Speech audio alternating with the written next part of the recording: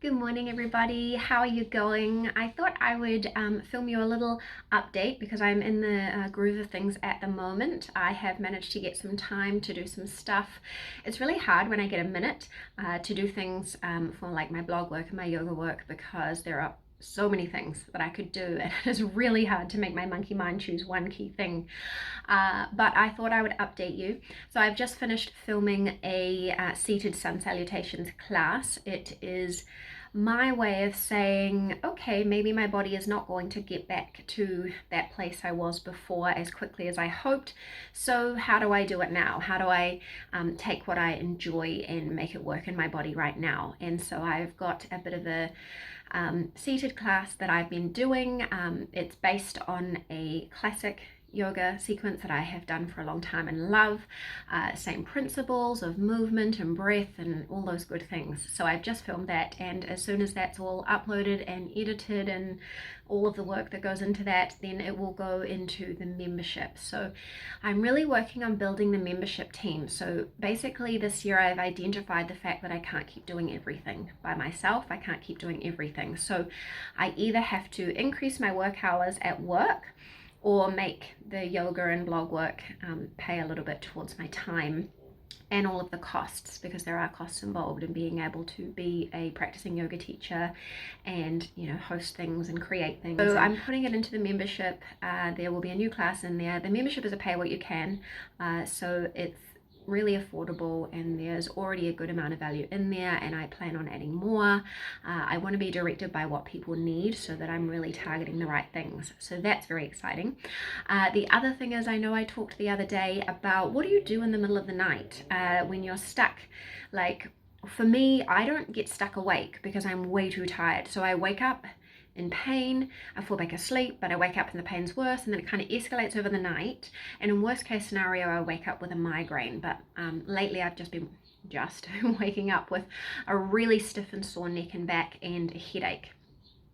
And so I got people's feedback to say, what do you do in the middle of the night? Because way back when I was having those flurry of migraines, my doctor said just get up and take the Nurofen. First hint of a headache, take the Nurofen, even on an empty tummy. But I'm having to take a lot of naproxen for the period pain, and so I'm worried about my gut lining.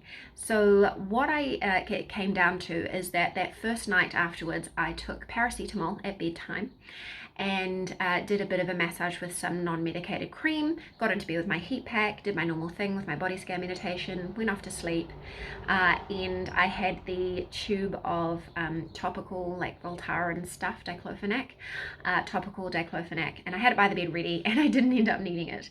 I woke up a couple of times, but I just gave a massage right into those trigger points, which are the ones that cause the headaches, and my heat pack, flicked that back on, and was okay.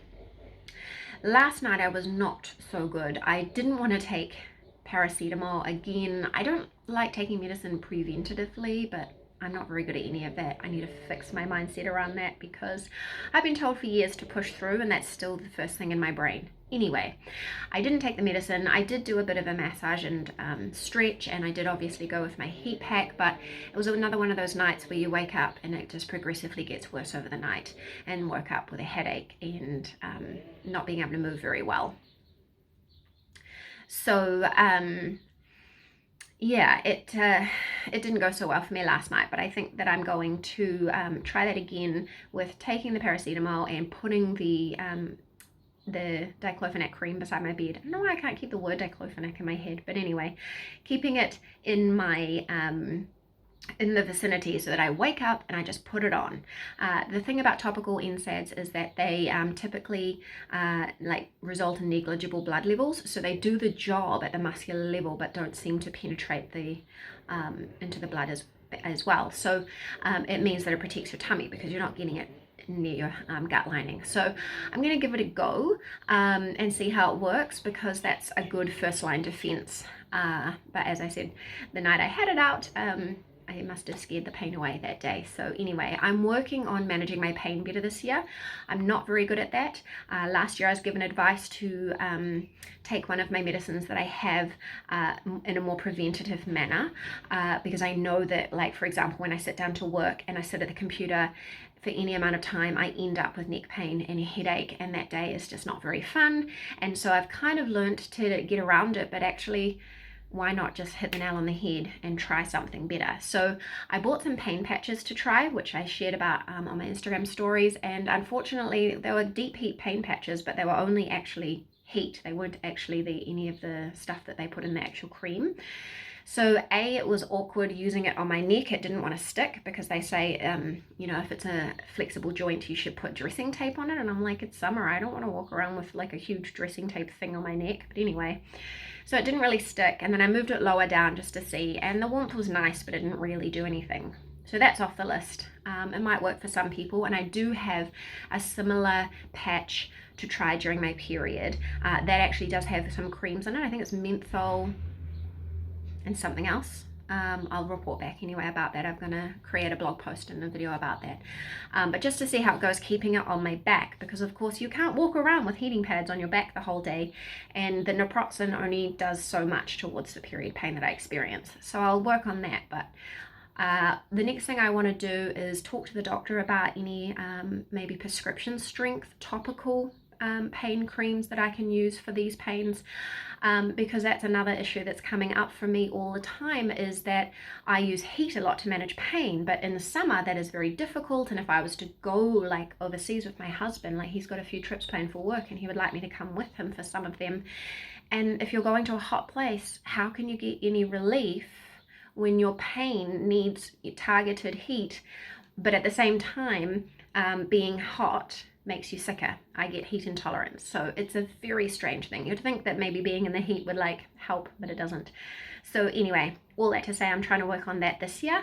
I also have pushed my low-dose naltrexone dose up to 4.5. I've never taken 4.5 before. Historically, I didn't even tolerate 4 very well, but recently I moved up to 4, and that was working quite well. And so I thought we'll see 4.5. It's been 2 nights. The first night I slept relatively well, but that was the night that I scared the pain with having the diclofenac next to the bed. Last night was the pain night. So it's very hard for your body to sleep when in pain, and you have to give things time. Plus it's very hard. There's no real baseline because of course my cycle is always moving. And so I am about 3.5 weeks into taking the topical bioidentical hormones, so progesterone and estradiol. And so they are bioidentical hormones, so basically the real version of what they throw into birth control pills. And there is evidence that it can help fibromyalgia and endometriosis, and I'm giving it a go, and I'm having the beginnings of period pain now, which is interesting because on day 26 you're meant to stop taking the progesterone so that you have what they call breakthrough bleeding. But I had proper ovulation, and obviously now I'm having a proper period, so either it's not built up enough to do anything or it's never going to do anything. We'll see. Hopefully as I keep going over a few months it will do what I'm hoping it will do, inhibit ovulation, and then the bleeding I have will just be breakthrough bleeding. I don't know for sure what's going to happen, but that's an experiment that continues as well. I've rambled on for a long time, but I just wanted to update you on all of that stuff because I think it's really interesting to hear other people's stories and to hear that in the middle. I know we can hear about what it's like to maybe try something and look into the research and then the end goal, but the middle is the messy part, especially when we've got to figure out our own dosage and how things go and how things mix together and how the rest of our life and our body fits in. So let me know if you find it interesting. Let me know if you've ever tried any of these things I've been talking through. If you have any advice or tips or tricks or any questions about any of it, let me know, and I'll catch you again soon.